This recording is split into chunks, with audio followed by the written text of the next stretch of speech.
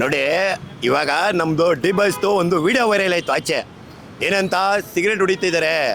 Sir, ನಾನು open ಆಗಿ ಕೇಳ್ತೀನಿ, ಉಮೇಶ್ ರೆಡ್ಡಿ ಅಂತವರು, ಈ ಪಾಕಿಸ್ತಾನ ಟೆರರಿಸ್ಟ್ ಅಂತವರು ಪ್ರತಿ ಒಬ್ಬರಿಗೂ VIP ಟ್ರೀಟ್ಮೆಂಟ್ ಕೊಡ್ತಾ ಇದ್ದೀರಾ, ಕರೆಕ್ಟಾ? ಅದೇ ನಮ್ಮ ಬಾಯ್ಸ್ ಒಂದೇ ಒಂದು ಸಿಗರೇಟ್ ಹೊಡೆದಿದ್ದಕ್ಕೆ ಅವ್ರಿಗೆ ಯಾವ್ಯಾವ ಥರ ತೋರಿಸ್ತಿದ್ದೀರಾ ಅಂದರೆ, ನೀವು ಪಕ್ಕ ಹೇಳ್ತೀನಿ ಕೇಳಿ, ನೀವು ಅವ್ರನ್ನ ತುಂಬಾ ಟಾರ್ಗೆಟ್ ಮಾಡ್ತಾಯಿದ್ದೀರಾ ಸರ್ಕಾರದಿಂದ.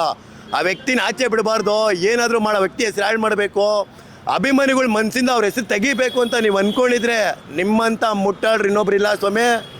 ನಾನು ಓಪನ್ ಆಗಿ ಹೇಳ್ತೀನಿ ಕೇಳಿ, ಸರ್ಕಾರಕ್ಕೆ ಹೇಳ್ತಾ ಇರೋದು, ನಿಮ್ಮಂಥ ಮುಟ್ಟಾಳ್ರು ರಾಜಕೀಯದವರು, ನಿಮ್ಮಂಥ ಮುಟ್ಟಾಳ್ರು ಬೇರೆ ಇನ್ಯಾರೂ ಇಲ್ಲ ಅನ್ಕೊತೀನಿ.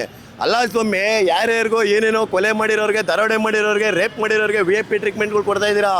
ನಮ್ಮ ಬಾಯ್ಸು ಅಷ್ಟೆಲ್ಲ ಕೇಳಿಕೊಂಡು ಚಳಿ ಆಗ್ತಿದೆ, ತಡ್ಕೊಳಕ್ಕಾಗ್ತಿಲ್ಲ, ಒಂದೇ ಒಂದು ಸ್ಪೆಟ್ರು ಕೊಡಿ ಸ್ವಾಮಿ ಅಂತ ಕೇಳಿದ್ರು ನೀವು ಮನಸ್ಸು ಕರಗ್ತಾ ಇಲ್ಲ ಅಂದರೆ, ಆ ವ್ಯಕ್ತಿ ಒಂದು ಮಾತಂದ್ರು, ಇಂಥ ಶಿಕ್ಷೆ ಕೊಡೋ ಬದಲು ವಿಷ ಕೊಟ್ಬಿಡಿ ಅಂತ. ಕರೆಕ್ಟಾ? ಯಾರಿಗೆ ಆಗಿರಲಿ ಸ್ವಾಮಿ, ಮನುಷ್ಯತ್ವ ಅನ್ನೋದು ಇರಬೇಕು. ತಪ್ಪು ಮಾಡಿದ್ದಾರೆ, ನಾವಿಲ್ಲ ಅಂತ ಹೇಳಲ್ಲ ಸ್ವಾಮಿ.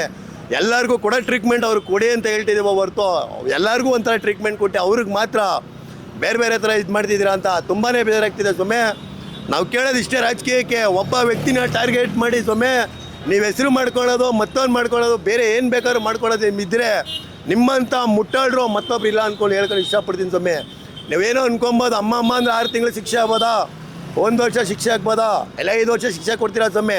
ಬೆಲ್ ತೊಗೊಂಡು ಆಚೆ ಬಂದೇ ಬರ್ತಾರೆ, ಕರೆಕ್ಟಾ ಸ್ವಾಮಿ? 5 ವರ್ಷ ಶಿಕ್ಷೆ ಆದರೂ ಪರವಾಗಿಲ್ಲ, ಅವ್ರು ಆಚೆ ಬಂದೇ ಬರ್ತಾರೆ ಅಂತ ಅಭಿಮಾನಿಗಳು ನಂಬಿಕೆ ಯಾವತ್ತೂ ಇರುತ್ತೆ ಸ್ವಾಮಿ. ಅವ್ರು ಯಾವತ್ತು ಬಂದರೂ ಅಭಿಮಾನಿಗಳ ಮನಸ್ಸಲ್ಲಿ ರಾಜ್ಯದಿಂದಲೇ ಇರ್ತಾರೆ. ಅವ್ರ ಹೆಸರನ್ನ ಇನ್ನೂ ಬೆಳೆಸ್ತೀವಿ, ಅವ್ರ ಮೂವಿಗಳನ್ನ ಹಿಟ್ಟಾಗೋ ಥರ ನಾವು ಮಾಡೇ ಮಾಡ್ತೀವಿ ಸ್ವಾಮಿ. ಇದ್ರ ಮೇಲೆ ನಿಮ್ಮ ಕೈಲಿ ಏನಾಗುತ್ತೋ ಸ್ವಾಮಿ ನೀವು ಮಾಡ್ಕೊಳ್ಳಿ ಸ್ವಾಮಿ.